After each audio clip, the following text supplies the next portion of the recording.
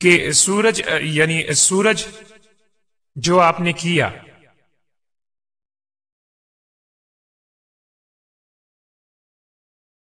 Doctor Naik نے کہا ایسی کوئی جگہ نہیں جہاں یسوع نے کہا ہو کہ وہ خدا ہے۔ مرکز میں باب 14 آیت 61، اس نے جواب نہ دیا اور سردار کاہن نے اس سے دوبارہ پوچھا اور اس سے کہنے لگا، ایک مثال پالوس کی ہے۔ وہ گیا جب اس کا جہاز تباہ ہو گیا اور یسوع نے کہا ہاں میں ہوں، تو انہوں نے کہا میں خدا کا بیٹا ہوں، اور انہوں نے کہا کہ وہ خدا ہے۔ اور بائبل واضح طور پر کہتی ہے، میں جانتا ہوں کہ انہوں نے حوالہ دیا ان آیات کا جن کا حوالہ ڈاکٹر نائک دینا چاہتے تھے، جن میں یسوع اپنی بشری صورت میں تھے، لیکن دوسری آیات میں جن میں انہوں نے کہا میں اور باپ ایک ہیں، لکھا ہے ابتدا میں ایک کلمہ تھا اور کلمہ خدا کے ساتھ تھا اور کلمہ خدا تھا اور خدا انسانی روپ میں آیا اور ہمارے ساتھ رہا۔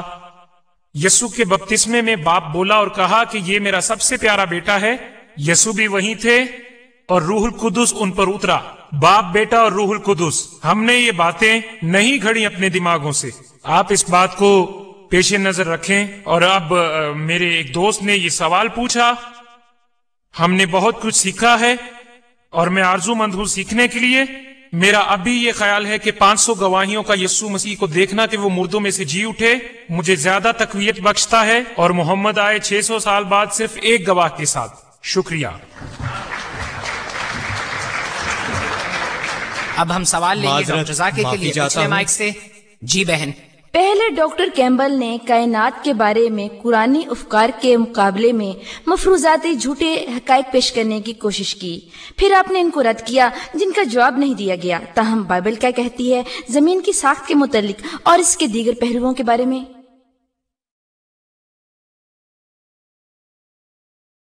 بہن نے سوال پوچھا کہ میں نے بات نہیں کی کہ بائبل زمین کی ساخت کے بارے میں کیا کہتی ہے وقت نہ ہونے کے باعث۔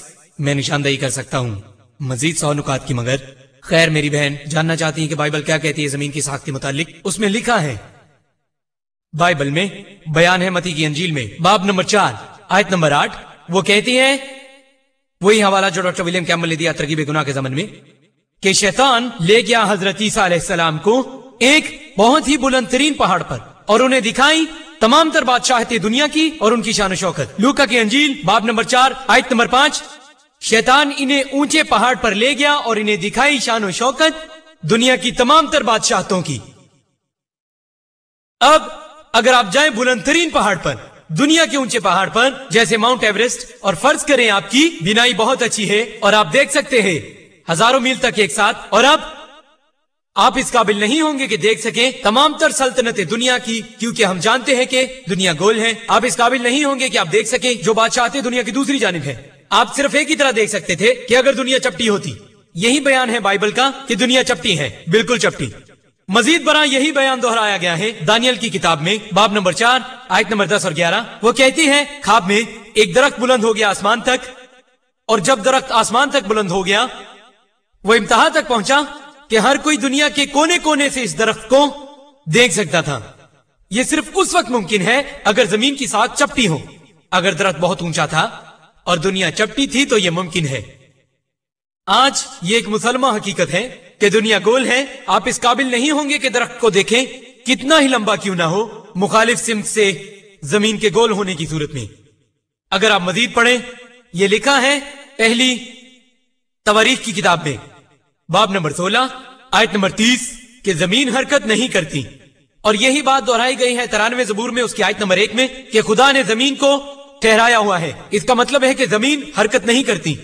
اور نئی بین الاقوامی ارشاد بھی یہ کہتی ہے خدا نے زمین کو قائم کیا ہے اور اس کی حرکت کو روکا ہوا ہے، گویا کہ 1 منٹ کہ زمین 1 منٹ رہتا ہے یا 1 منٹ 1 منٹ رہتا ہے۔ میں سمجھا کہ 1 منٹ انتظار کریں۔